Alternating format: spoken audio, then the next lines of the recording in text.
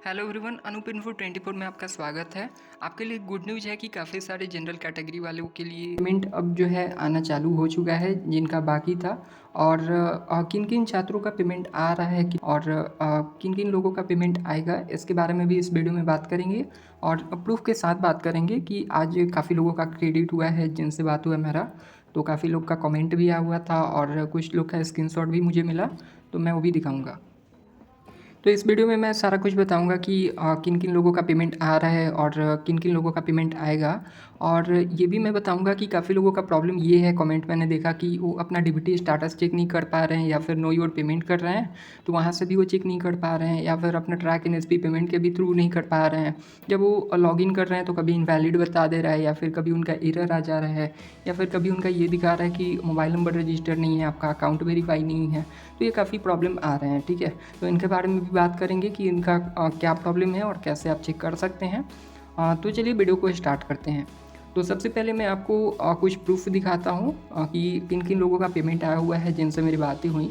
तो सबसे पहले देखिए, यहाँ पे आप देख सकते हैं कि ये जो 23,000 जो है क्रेडिट हुआ है इस अकाउंट पे, ठीक है। और ये अकाउंट पे अभी क्रेडिट हुआ है कि 2024, ये आप देख सकते हैं डेट, और 10:25 पे ये क्रेडिट हुआ है, ठीक है। तो जो 23,000 है वो क्रेडिट हुआ है एक अकाउंट पे, मैंने आपको दिखा दिया। फिर दूसरा आप देखते हैं यहाँ पे, तो देखिए आप ये देख सकते हैं 53,400, ठीक है, 53,400 क्रेडिट हुआ है। ये भी आज ही का डेट है, आप देख सकते हैं। और ये 11:52, ठीक है, 11:52 पे ये क्रेडिट हुआ है। फिर आप देख सकते हैं आगे, यहाँ पे आप देख सकते हैं कि 12,500, 12,500, ठीक है, 12,500, ये भी 28 को ही, आज के डेट को ही क्रेडिट हुआ है 11:26 पे, ठीक है, 11:26 पे। इसके बाद फिर आगे देखें तो यहाँ पे आप देख सकते हैं कि इनका 8,000 एक का क्रेडिट हुआ है। ये 10:32 में हुआ है, ठीक है, 10:32 पे हुआ है, आज ही का ये भी है। और भी काफ़ी पेमेंट है, काफ़ी लोगों का पेमेंट आया हुआ है, जैसे आप देख सकते हैं स्क्रीनशॉट में। तो काफ़ी लोगों का आज पेमेंट आया हुआ है। अब सबका हमारे पास स्क्रीनशॉट नहीं है, बट मैंने कुछ प्रूफ आपको दिखा दिया कि पेमेंट आज आया हुआ है 28 को। और ये सभी लोग जो है ना वो जनरल कैटेगरी के हैं, ठीक है, वो सभी लोग जो हैं वो जनरल कैटेगरी के हैं। वो अब आगे बात करते हैं कि काफ़ी लोगों का डाउट था कि हमारा जो जनरल कैटेगरी है उसमें पेमेंट नहीं आ रहा है, ठीक है, जनरल कैटेगरी में पेमेंट नहीं आ रहा है। तो अभी जो है पेमेंट आना स्टार्ट हो चुका है। और ये पेमेंट जो है आप जनरल कैटेगरी में पेमेंट हुआ है, ठीक है, जो भी पेमेंट है 12,000, 8,000। अब ये आप देख रहे होंगे कि कोई को 15,000 हो रहा है, कोई को 20,000 हो रहा है, किसी को 30 हो रहा है, 35 भी हो रहा है, 12,000 भी हो रहा है, 6,000 भी हो रहा है, 2,500 भी हो रहा है।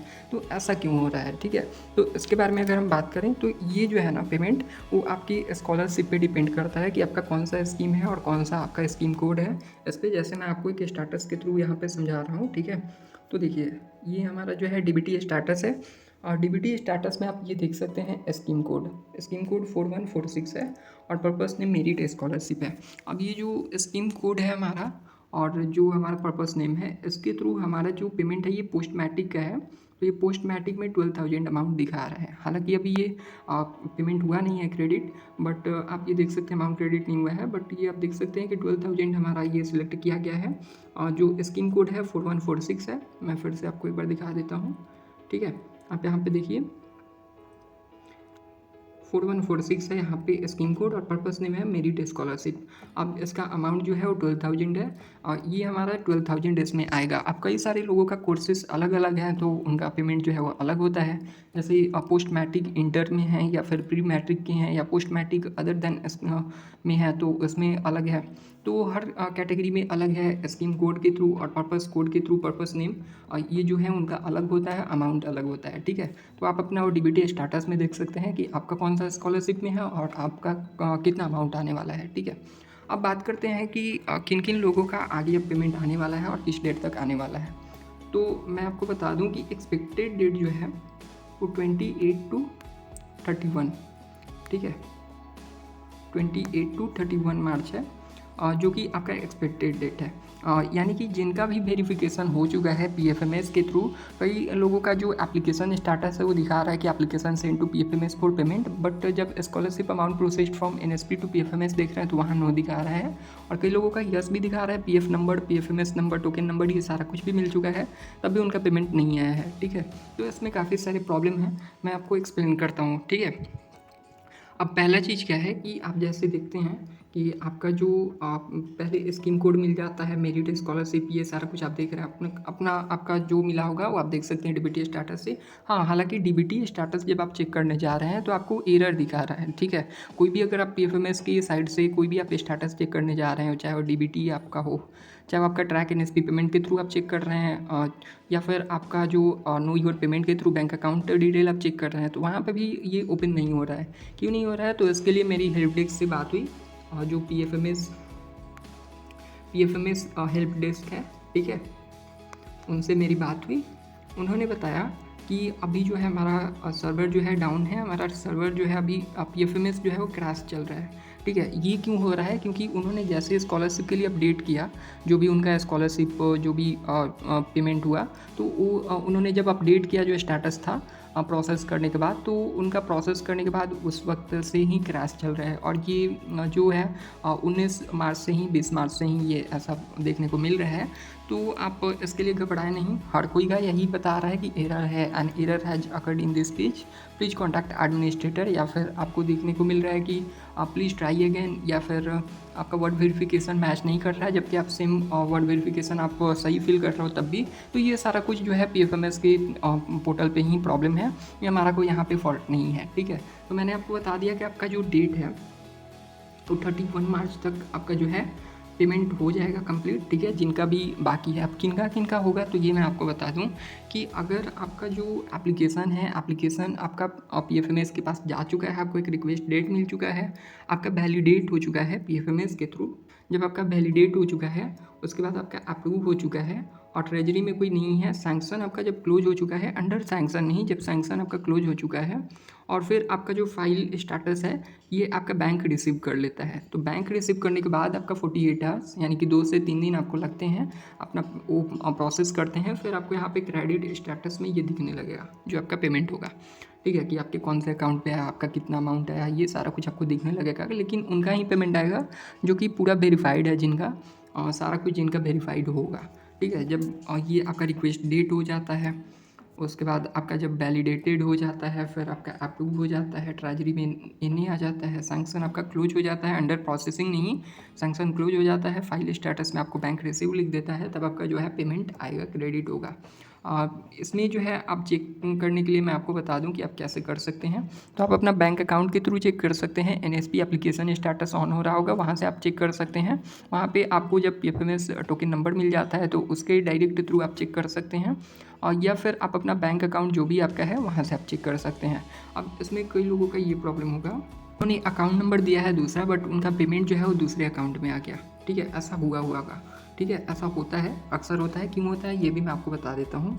देखिए, जो आपका आधार नंबर है ना, इसमें आपका जो रजिस्टर्ड मोबाइल नंबर है वो आपके बैंक अकाउंट जो है, आपका जो बैंक अकाउंट है उसका वो जो है ना वो सेम होना चाहिए। क्या सेम होना चाहिए? जो आपका मोबाइल नंबर है, तो आपका जो रजिस्टर्ड मोबाइल नंबर है वो दोनों का जो है सेम होना चाहिए, आपके आधार और बैंक का। जब आपका ये दोनों सेम होता है तो आधार लिंक बना जाता है एनएसपी गाइडलाइंस के थ्रू। अगर आपका नेम मैच करता है दोनों में, बैंक अकाउंट में और आपका आधार नंबर में, तो आपका पेमेंट होता है। पेमेंट चूँकि ये जो है ना आधार इनेबल्ड पेमेंट सिस्टम के थ्रू होता है, मैं ये भी आपको आगे दिखा देता हूँ ये कैसे होता है। ओके, तो आप यहाँ पे देख सकते हैं कि हमारा अकाउंट वैलिडेशन स्टेटस में जैसे ये हमारा पहले का है। ठीक है, तो यहाँ पे आप देख सकते हैं कि अकाउंट वैलिडेटेड लिखा हुआ है और and name matched as per NSP guidelines लिखा हुआ है। ठीक है, तो अब एनएसपी गाइडलाइंस क्या है, इसके लिए हमारा एक अलग से वीडियो है, वो आप देख सकते हैं। बाकी मैं आपको ब्रीफ में बता देता हूँ कि एनएसपी गाइडलाइंस ये कहता है कि आपका जो आधार नंबर है, आधार नंबर और आपका जो बैंक अकाउंट है, ठीक है, जो आपका बैंक है, ये दोनों जो है वो लिंक होना चाहिए, जो दोनों है ये सेम होना चाहिए मोबाइल नंबर इनका, ठीक है। जब आपका ये दोनों सेम होता है तो आपका आधार लिंक्ड बैंक अकाउंट में ये पेमेंट होता है। अगर आप दूसरा अकाउंट भी देते हैं और वो अगर आधार लिंक नहीं है, मोबाइल नंबर आपका सेम नहीं है आधार और बैंक अकाउंट का, तो ये लिंक नहीं माना जाएगा और आपका उसमें पेमेंट नहीं जाएगा। चूँकि आधार इनेबल्ड पेमेंट सिस्टम आप यहाँ पे देख सकते हैं, AEPS के थ्रू पेमेंट जाएगा आपका, ठीक है। तो जब आपका AEPS के थ्रू पेमेंट जाएगा तो आपका उसी अकाउंट में जाएगा जो कि आधार इनेबल्ड पेमेंट सिस्टम के लिए वेरीफाई होता है, उसी में आपका प्रोसेस होगा पेमेंट।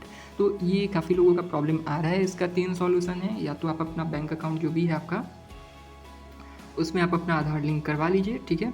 या अगर आप आधार लिंक नहीं करवा सकते हैं तो न्यू अकाउंट आप ओपन करवा लीजिए, या फिर अगर आप ऐसा भी नहीं कर सकते हैं तो आपका जो मोबाइल नंबर है वो आप सिर्फ चेंज करवा लीजिए तो भी आपका हो जाएगा, ठीक है। तो अगर आप अपना मोबाइल नंबर चेंज करवाते हैं, जो भी आपका अकाउंट नंबर है, अगर आपने मान लीजिए जैसे हमारा ये इंडिया पोस्ट पेमेंट बैंक का ये पेमेंट आपको दिखा रहा है, ठीक है, हमारा इंडिया पोस्ट पेमेंट बैंक का ये पेमेंट दिखा रहा है कि इस अकाउंट में आया। इंडिया पोस्ट पेमेंट बैंक में अगर हमारा लिंक नहीं है आधार लिंक, तो हमारा दूसरे अकाउंट में जाएगा। अगर हमने ये दिया होता या दूसरा दिया होता तो भी हमारा उसी अकाउंट में जाएगा जिसमें लिंक है। अगर आपके पास 2-3 अकाउंट है और कोई भी एक बैंक अकाउंट लिंक है तो आप उससे भी चेक कर सकते हैं, उसमें आपका पेमेंट हो सकता है आ गया होगा या फिर आएगा, ठीक है। और तो आप जो भी आप एक बार चेक कर लीजिए, जो भी आपका आधार लिंक है आपने जिसको करवाया हुआ है, या अगर आपने नहीं करवाया है तो ये बिल्कुल आप अभी करवा लीजिए, क्योंकि आधार लिंक बहुत इंपॉर्टेंट है, ठीक है।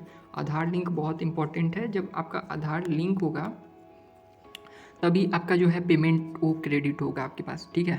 तो अगर आपका आधार लिंक नहीं होगा तो आपका पेमेंट क्रेडिट नहीं हो पाएगा।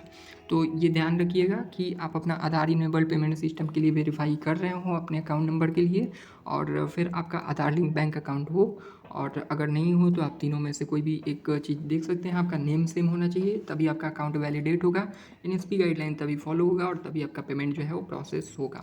बाकी वीडियो अच्छा लगा हो तो लाइक कीजिएगा, और कोई भी क्वेश्चन होता है कमेंट कीजिएगा, और चैनल को सब्सक्राइब कीजिएगा। Thank you.